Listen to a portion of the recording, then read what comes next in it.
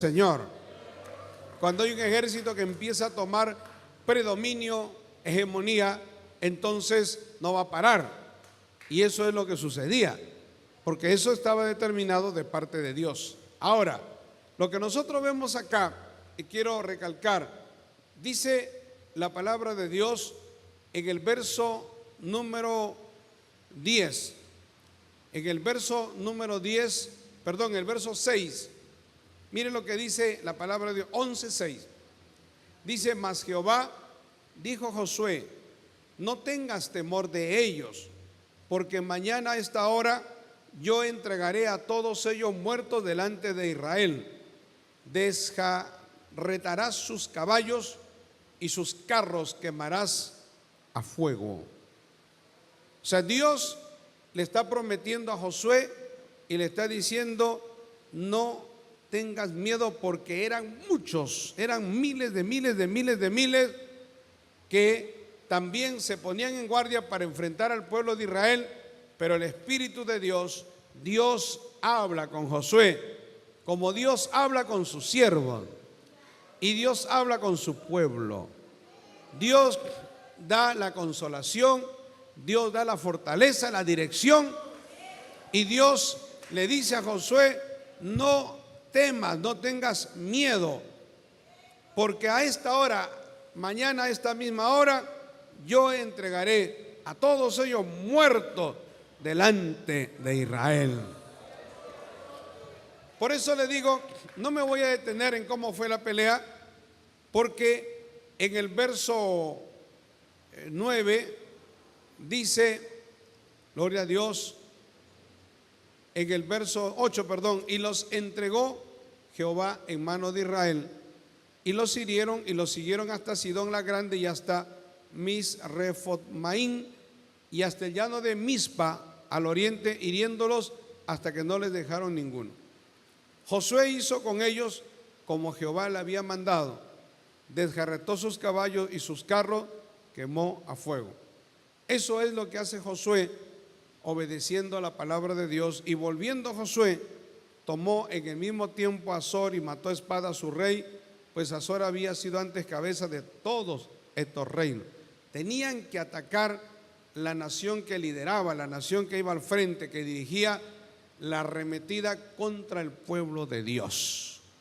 Los enemigos de Dios, los principales enemigos de Dios, los que organizan, los que son el cerebro, los que son, gloria a Dios, lo podemos decir, la cabeza, o autores intelectuales, o aquellos que son los que financian algo para ir contra la obra de Dios, contra el pueblo de Dios, Dios los va a destruir, Dios los va a desbaratar. Y eso es lo que Dios hace con su pueblo. Eso es lo que Dios hace con su pueblo, que le da una tremenda victoria.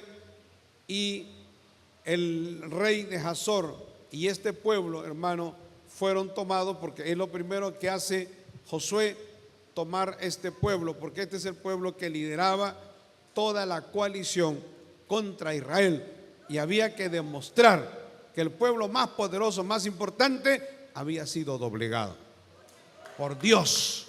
Dios le dio la victoria. Entonces, gloria al Señor. En el verso 11 dice que mataron espada todo cuanto en ella tenía vida, destruyéndolo por completo, sin quedar nada que respirase, y a Azor pusieron fuego. Y asimismo tomó Josué todas las ciudades de aquellos reyes y a todos los reyes de ella, y los hirió a filo de espada y los destruyó, como Moisés, siervo de Jehová, lo había mandado. Pero a todas las ciudades que estaban sobre colina no las quemó Israel, únicamente a Hazor quemó Josué. Y los hijos de Israel tomaron el botín y las bestias de todas aquellas ciudades, gloria a Dios. El verso 15: de la manera que Jehová lo había mandado a Moisés su siervo, así Moisés lo mandó a Josué, y así Josué lo hizo. Mira, hermano, hay una cadena de órdenes. Hay una forma como Dios es un Dios de orden. Dios tiene autoridades, Dios pone autoridades. Y así como Dios pone en la cabeza de una organización, luego el segundo y luego otro, y luego viene la estructura, así es como Dios quiere que funcione. Porque Dios podía, gloria a Dios, haberle hablado directo a Josué en esto, pero no. En el tiempo de Moisés, Dios ordenó a través de Moisés. Luego ya Josué se acordó de todo lo que Moisés le había hablado. Esto habla que el liderazgo de Josué era un liderazgo, hermano, de obediencia, de sujeción.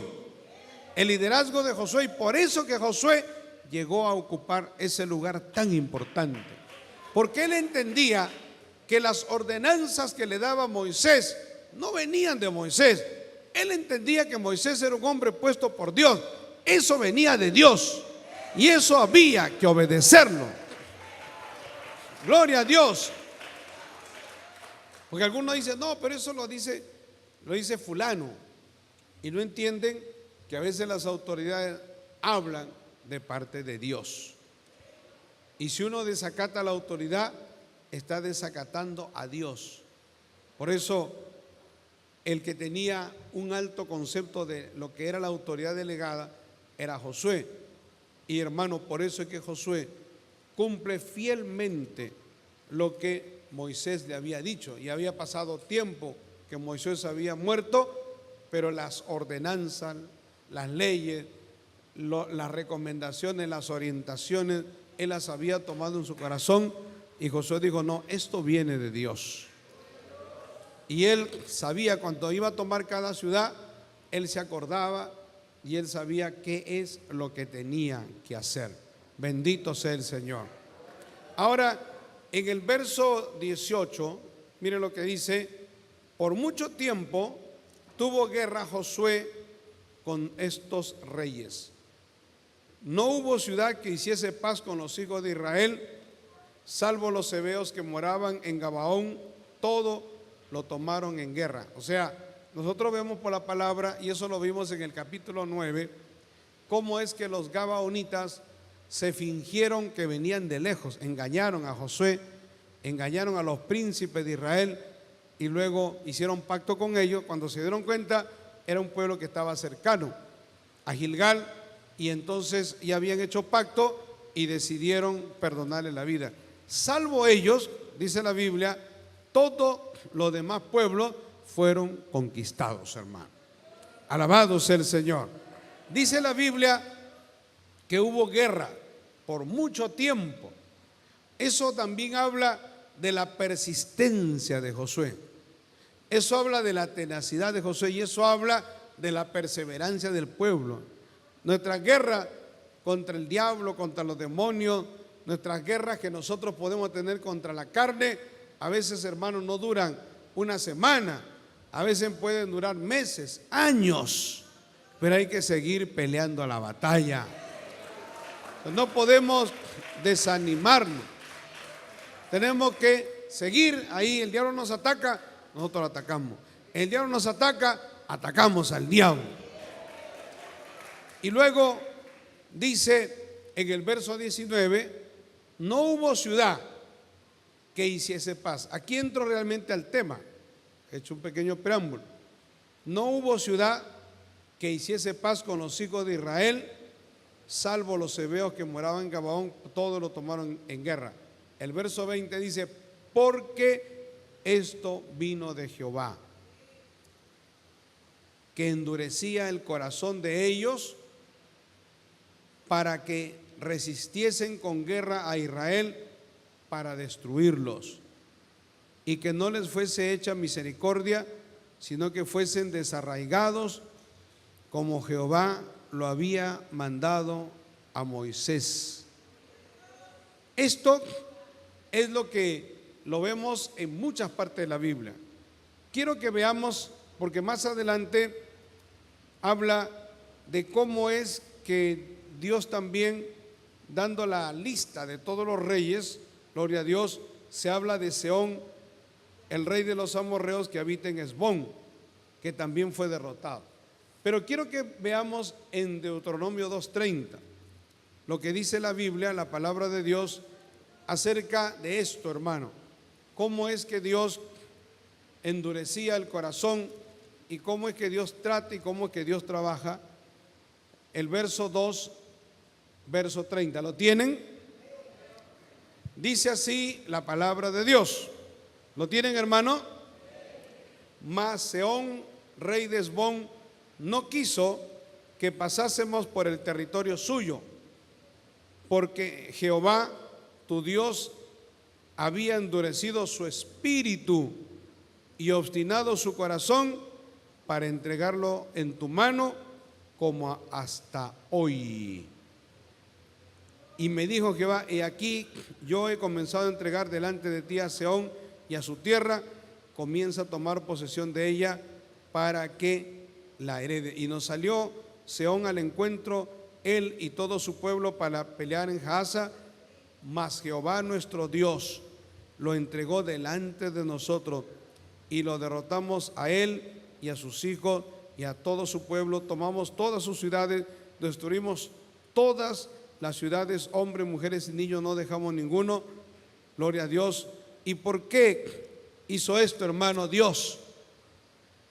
Porque ellos podían haber dejado que el pueblo de Israel pasase por el territorio de los amorreos, pero dice la Biblia aquí que Dios endureció el corazón de Sehón.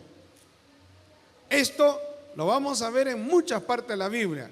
Entonces la pregunta sería, si Dios endurece el corazón y eso viene de parte de Dios, entonces ¿quién es el responsable del endurecimiento? ¿Es Dios? ¿Es la persona?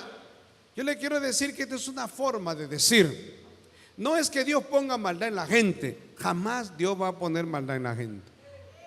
Y jamás Dios va a permitir que usted sea obstinado.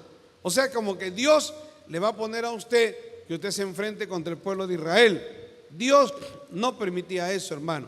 Lo que Dios hacía es cómo trabaja Dios y cómo opera la obra de Dios. La obra de Dios, y lo dice la Biblia, cuando Dios se agrada de alguien, de un pueblo, cuando Dios se agrada de una nación, cuando Dios se agrada de un gobernante, de una persona, Dios le respalda con sabiduría y con entendimiento.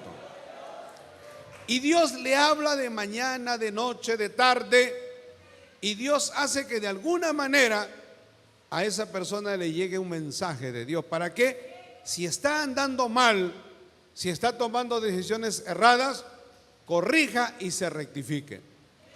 Pero cuando Dios se desagrada de una persona por su maldad, por su dureza de corazón, porque Dios ha determinado destruirlo, porque eso es, hay momentos en que Dios dice, hasta acá no más. Y eso es potestad de Dios. Nosotros no podemos decirle a Dios lo que tiene que hacer, porque si alguien sabe lo que tiene que hacer es Dios. Y Dios conoce las intenciones de los corazones. Pero cuando, por ejemplo, Dios destruyó Sodoma y Gomorra por el grado de perversión que había ahí, y Dios permitió que otras ciudades fueran destruidas por la cantidad de inmundicia, de pecado, de desobediencia, de idolatría, de injusticia. ¿Por qué Dios permitió que el pueblo de Israel fuese llevado cautivo? Por su pecado, por su injusticia, por su maldad. Entonces, Dios permite eso. Pero cuando Dios se agrada de un pueblo, Dios lo cerca, Dios lo cuida, Dios lo guarda. Y también Dios hace que ese pueblo tenga consejero con entendimiento. Y el rey y todos ellos, gloria a Dios, se le abre el entendimiento y se den cuenta. Pero cuando Dios se desagrada de alguien, Dios lo suelta, Dios lo deja solo, a su propia mente. ¿A usted le gustaría andar según el criterio de su propia mente? Hay gente que dice, yo no quiero nada con Dios, no quiero que me hablen de Dios, no quiero que Dios se meta en mi vida, no quiero que Dios influya en mi vida. Eso es lo más terrible, lo más trágico. Eso es la desgracia más grande de un ser humano. Creo que sería la condición más horrible de un hombre, de una mujer, perder la influencia de Dios, la presencia de Dios, la bendición de Dios. Porque cuando Dios está con nosotros, Dios nos da sabiduría, entendimiento. Cuando Dios se desagrada, Dios te suelta. Y entonces el hombre queda a merced de su propio raciocinio, de los desvaríos de la gente, de las tonterías, de las atrocidades, de las cosas que son absurdas. Por eso uno, cuando analiza muchas actitudes de seres humanos, de comunidades, dice: ¿cómo es posible que aprueben esas leyes? ¿Cómo es posible que vayan contra la naturaleza? ¿Cómo es posible que a lo bueno le digan malo y a lo malo bueno? No puede ser. Esos países, esos gobernantes están entrando en una etapa de autodestrucción, de autoeliminación. Dicho de otra manera, con lo que están haciendo se están destruyendo, se están haciendo daño. ¿Pero por qué están en esa condición? Porque Dios los ha desechado, porque Dios se desagradó de ellos, porque su orgullo, su soberbia, su vanidad ha sido tanta, y tantas veces Dios les ha hablado, que Dios ha dicho: hasta acá nomás, se acabó. Eso es lo que significa, gloria a Dios, cuando Dios endurece el corazón de ellos, hermano. Alabado sea el Señor. ¿Por qué? Porque mire, cuando nosotros vemos por la palabra que el pueblo de Israel tenía que pasar rumbo a la tierra prometida por el territorio de los amorreos, si ellos fueran entendidos, ellos hubieran dicho: está bien, le damos paso, pasen. El pueblo de Israel le dijo: nosotros vamos a pasar por el territorio de ustedes, nosotros no vamos a tomar su agua, no vamos a aprovecharnos, no vamos a cometer ningún acto de violencia, vamos a respetar. Solamente dennos una ruta, un camino para cortar distancia. Alabado sea el Señor. Pero como Dios había endurecido el corazón del rey de ellos, ¿para qué? Para que sean destruidos. ¿Y por qué? Porque era un pueblo muy perverso y porque Dios había determinado que sean destruidos. Alabado sea el Señor. Por eso lo estamos viendo en todos los niveles, hermano. En niveles de gobierno, en niveles artísticos, en niveles de gente famosa, lo vemos también en niveles de pastores, de obreros, que hacen algo, gloria a Dios, Dios les habla, hacen algo malo, Dios les vuelve a hablar. A veces los hermanos como que le increpan y le dicen, pero ellos se endurecen y tapan su pecado. Alabado sea el Señor. Y luego he podido ver que a veces cuando hay líderes, pastores, personas en cargos en la obra que son cuestionados por un pecado que han hecho, y a veces los hermanos le dicen, ellos son tan hábiles que voltean el partido, hacen ver como que el hermano es malo, es un acusador, es un calumniador, y ellos son santos y ellos son buenos. ¿Sabe qué? A veces pareciera como que está haciendo Dios. Dios no está acá.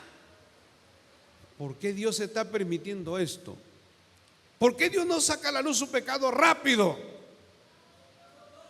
Y a veces he visto eso, que Dios lo permite para que eso sea un escándalo, para que eso sea terrible, para que esa persona, cuando sale del ministerio, sale con una condición horrible de un desprestigio total, hermano.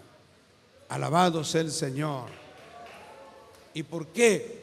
Porque Dios ya lo desechó, porque su pecado ha sido tan reiterativo y ha sido tan mentiroso, tan falso, tan manipulador, que entonces Dios como que le dice, sigue nomás, como que Dios le da cuerda, como decimos nosotros. Y hay tipos que son así. Cuando parece que ellos están ganando, parece como que ellos son invencibles, invulnerables. Lo único que Dios está haciendo es darle cuerda, porque Dios ya determinó, gloria a Dios, cortarlos, hermano. Dios determinó que no sirven para nada. Entonces cuando eso reviente, va a ser horrible. Alabado sea el Señor. Como que Dios endurece su corazón. Porque a veces nosotros llamamos a una persona que es un miembro de la iglesia, es alguien de la obra y que ha hecho algo, cometió un pecado. Y cuando se le llama, la persona inmediatamente dice: amén, pastor, yo lo hice. Inclusive algunos, antes de llamarlo, antes de enterarnos, ellos mismos vienen y dicen: hemos hecho tal cosa. Entonces, cuando vemos eso, vemos que aunque pecó, pero Dios está tratando con su vida.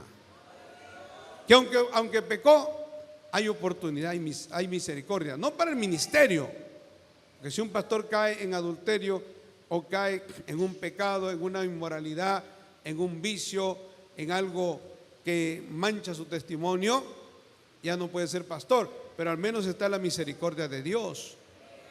Como que Dios lo va a seguir ayudando y Dios lo va a mantener, gloria a Dios, en los caminos del Señor, aunque sea como creyente que salve su alma. Pero hay misericordia, hermano. Pero cuando otro endurece su corazón, dice: yo no lo hice, más bien acusa a los otros, me están diciendo eso porque me tienen envidia, tantas cosas inventan. Entonces Dios endurece su corazón. ¿Por qué? Porque el final de ese tipo va a ser horrible. Alabado sea el Señor. Y eso no falla. O porque Dios quiere sacarle otras cosas más. Y entonces Dios endurece su corazón. Como que Dios lo suelta. Y esa persona ya no escucha la voz de Dios. Dios ya no le habla. Entonces escuchan espíritus engañadores. Escuchan otros consejos. Escuchan el consejo de su propio corazón. Yo no le puedo decir a usted: hermano, si usted tiene un problema, usted tiene una situación, siga el consejo de su corazón. No, la Biblia dice: no sigamos el consejo de nuestro corazón, sigamos el consejo de la palabra de Dios. ¿Por qué? Porque usted puede tener en su corazón diversos sentimientos, varias intenciones que pueden ir contra la palabra. Pero la gente inconversa, las personas que no tienen a Dios, dicen: no, sigue el consejo de tu corazón. Gloria a Dios. Pero la Biblia no dice eso. La Biblia dice: si tu corazón no te condena, mayor que tu corazón es Dios, es la palabra de Dios. Por eso, en este asunto que lo vemos acá en Deuteronomio 2:30, y quiero que vayamos a Jueces capítulo 14, verso 4. Mire lo que dice aquí la palabra de Dios, ahí terminando el libro de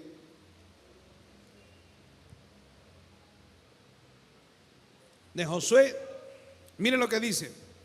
Esto sucedió con Sansón, famoso Sansón. Dice en el verso 1: descendió Sansón a Timnat y vio en Timnat a una mujer de las hijas de los filisteos. Ustedes saben por la palabra que para un judío estaba terminantemente prohibido. Era algo muy grave, muy serio, que un judío tomara por mujer a una mujer que no sea del pueblo de Israel. Era algo detestable, algo que descalificaba. Pero eso es lo primero que hace Sansón. Sansón dice: vio en Timnat a una mujer de las hijas de los filisteos y subió y lo declaró a su padre y a su madre, diciendo: yo he visto en Timnat a una mujer de las hijas de los filisteos, os ruego que me la toméis por mujer. Y su padre y su madre le dijeron, conforme a la palabra de Dios: no hay mujer entre las hijas de tus hermanos ni en todo nuestro pueblo para que vayas tú a tomar mujer de los filisteos incircuncisos, mundanos, pecadores, borrachos, adúlteros, degenerados, corrompidos, idólatras, ¿no? Y Sansón respondió a su padre: tómame esta por mujer, porque ella me agrada. Pero mire lo que dice el verso 4: mas su padre y su madre no sabían que esto venía de Jehová, porque él buscaba ocasión contra los filisteos, pues en aquel tiempo los filisteos dominaban sobre Israel. O sea, Dios permite, hermano, la mala condición espiritual de Sansón, su carnalidad. Cuando una persona no anda bien espiritualmente, no está en comunión con Dios, no se ha firmado en Dios, no está sólido, no está cimentado en la palabra, en la comunión con Dios, pasa por alto la palabra de Dios. O la Biblia, lo que dice la Biblia, lo ve como algo superficial, lo ve como algo insignificante. Lo que usted y yo podemos ver como algo grave, él no lo ve como algo grave. Por ejemplo, cuando yo me convertí al Señor, desde el primer día que me convertí, entendí por la palabra que el día que yo me casara, yo no me podía casar con una mujer que no sea de la iglesia, que no sea cristiana. Uno tenía que unirse no en yugo desigual, sino, como dice la palabra de Dios, casarse en el Señor. Y dice la Biblia, cuando dice casarse en el Señor, es casarse con una persona que tiene tu fe, que comparte tu misma creencia, tus principios, tus valores. Eso es casarse en el Señor. Pero si usted o otra persona viene a la iglesia y lee eso, y por su mala condición espiritual el diablo le dice: no, ¿qué tiene que ver? Eso no es tan importante. Tú puedes mirar a una mujer y casarte con ella, no importa que fume, que tome, no importa que le guste bailar como un trompo, y hay gente que lo ha hecho. Pero cuando lo hacen es para sufrimiento, es un tormento, es un infierno. Porque si uno se casara con una mujer inconversa, o una cristiana se casara con un hombre inconverso, sería un infierno. Porque el hombre inconverso no quiere venir a la iglesia los domingos, quiere irse a la playa o quiere irse a una discoteca los sábados, los viernes. Vamos a bailar, vamos a una fiesta, vamos a tomar, fuma, habla malas palabras. Es un mundano, es un impío. Para ellos es normal, pero para nosotros no es normal eso. Alabado sea el Señor. Cuando una persona no está bien espiritualmente, entonces eso lo ve como algo normal, y eso le pasó a Sansón. Pero Dios permitió eso, gloria a Dios, para que el pueblo de Israel,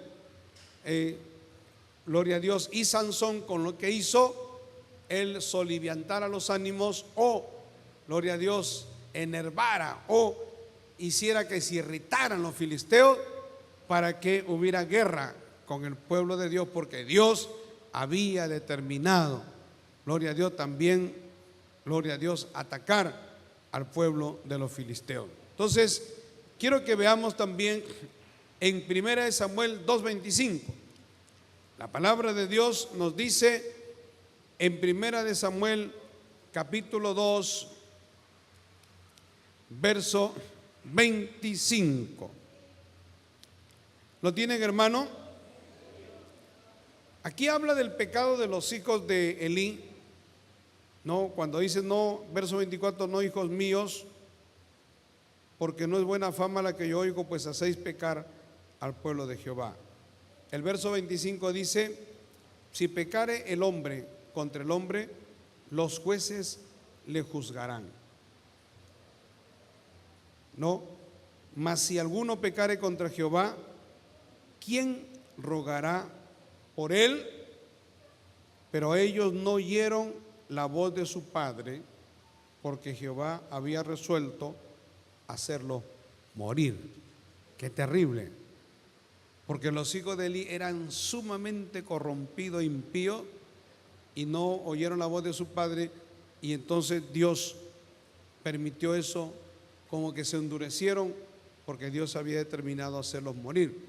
Y otro tema en Primera de Reyes 12:15, gloria a Dios, mire en el verso 12, en cuanto el momento en que el pueblo de Israel se parte en dos, y por qué es que Roboán, hijo de Salomón, toma una decisión tan desatinada, una decisión tan tonta, absurda, y cómo, gloria a Dios, no escucha el consejo de los ancianos para tratar de dirigir bien a su pueblo. Tenía una tremenda oportunidad, pero ¿qué es lo que dice en el verso 15, capítulo 12 de Primera de Reyes, ¿no?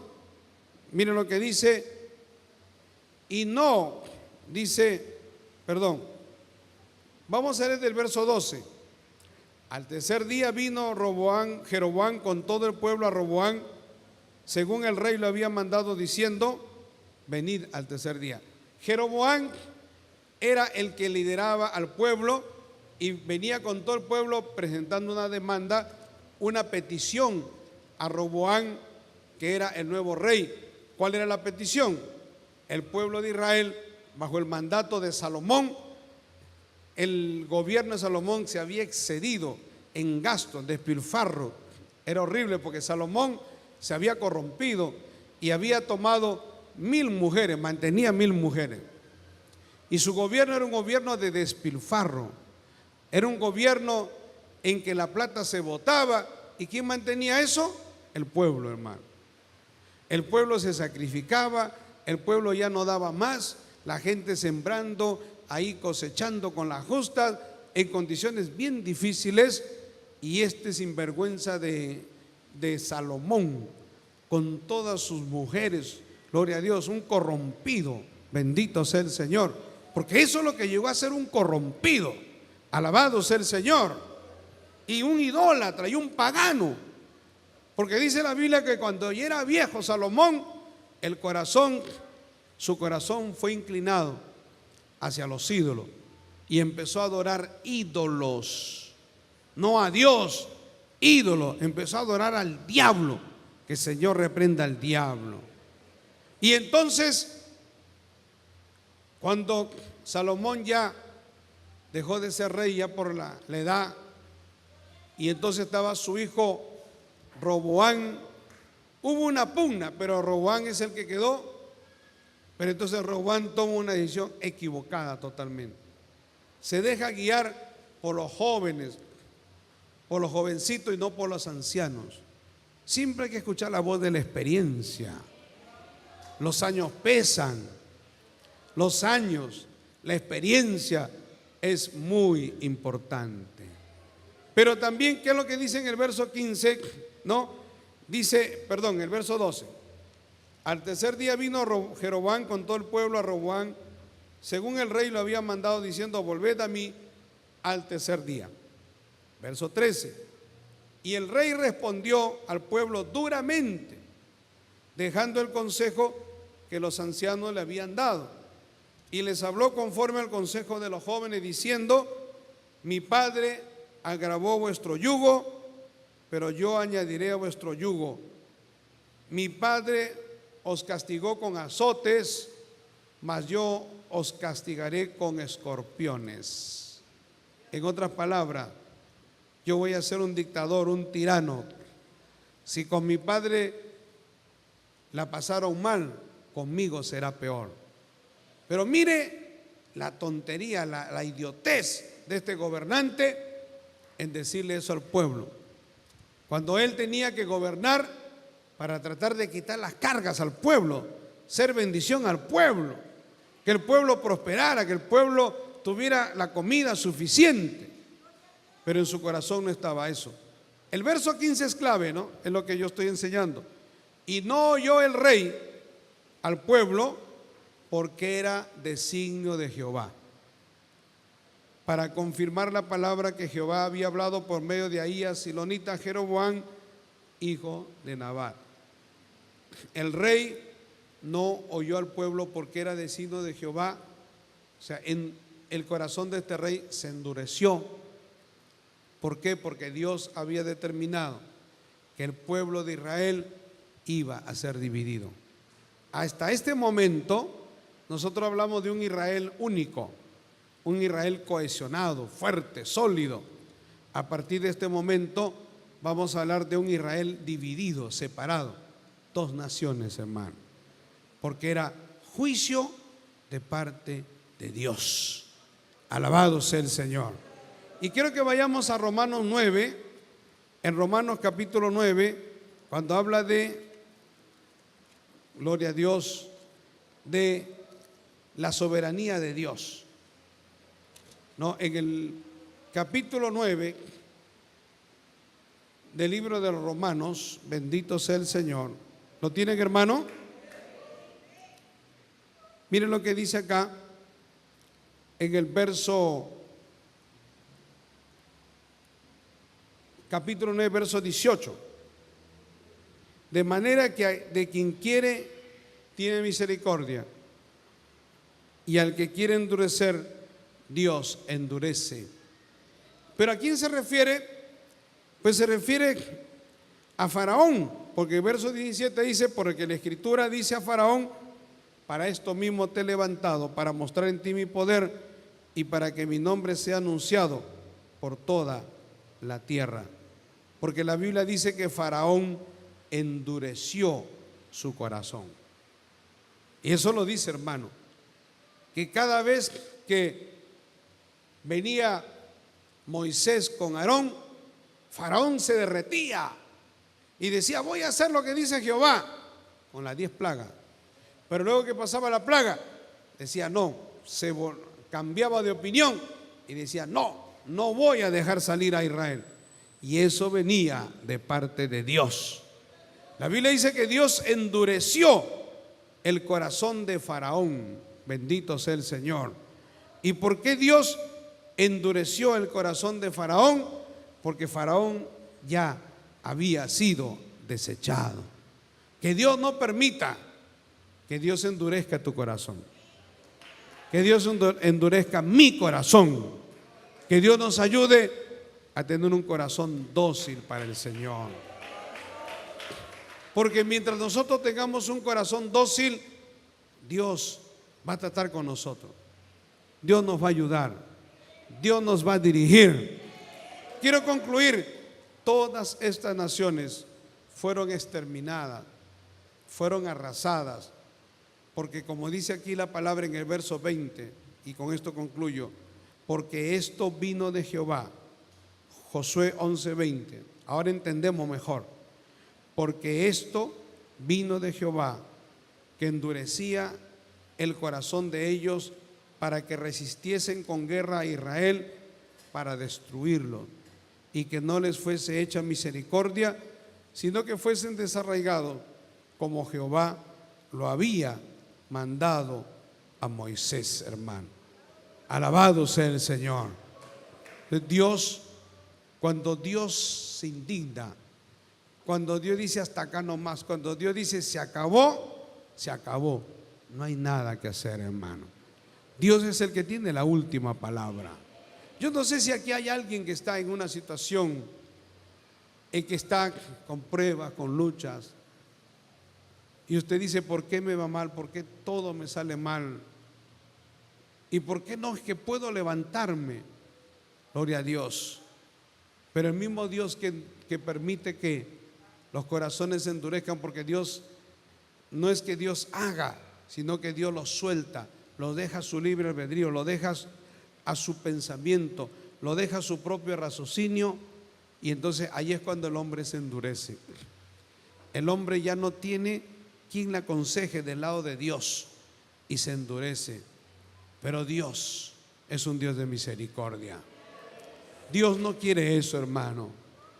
Cuando vemos en la palabra que Dios los endureció, es porque Dios ya había determinado cortarlo y los cortó.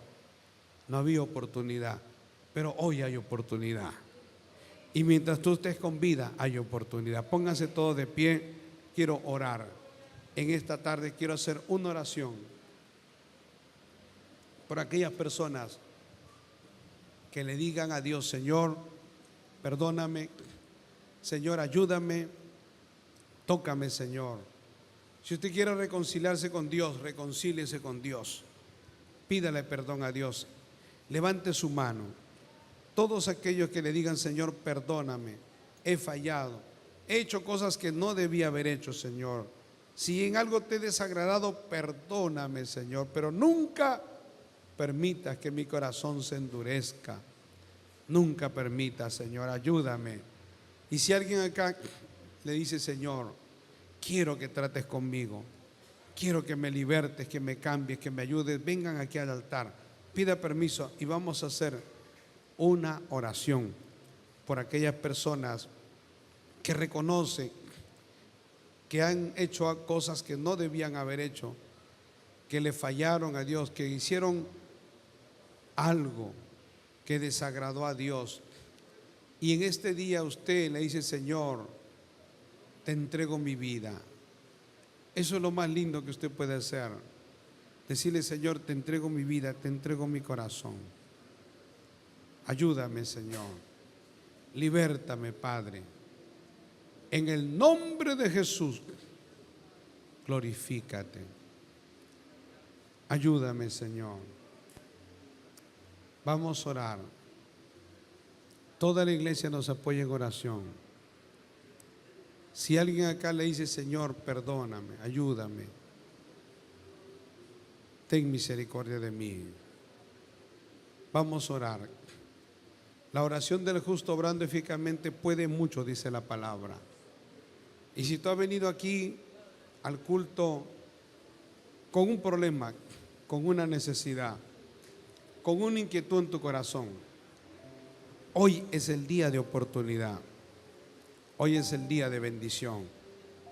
Reconoce que le fallaste a Dios. Reconoce que hiciste cosas que no debías haber hecho.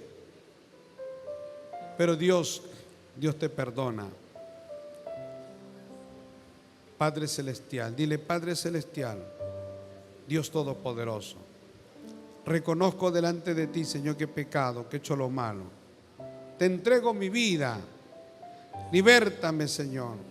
Cámbiame, sálvame, ayúdame, tócame, Padre, en el nombre de Jesús. Rompe mis cadenas, mis ataduras. Hazme libre de toda obra del diablo. Sálvame, Señor. Te entrego mi corazón en Cristo Jesús. Gracias, Señor. Gracias, Señor.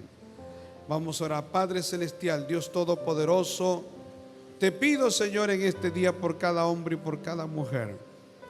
Te pido que obres, Señor, que toques, que salves, que libertes, que rompe toda obra del diablo, toda cadena, toda atadura, toda opresión.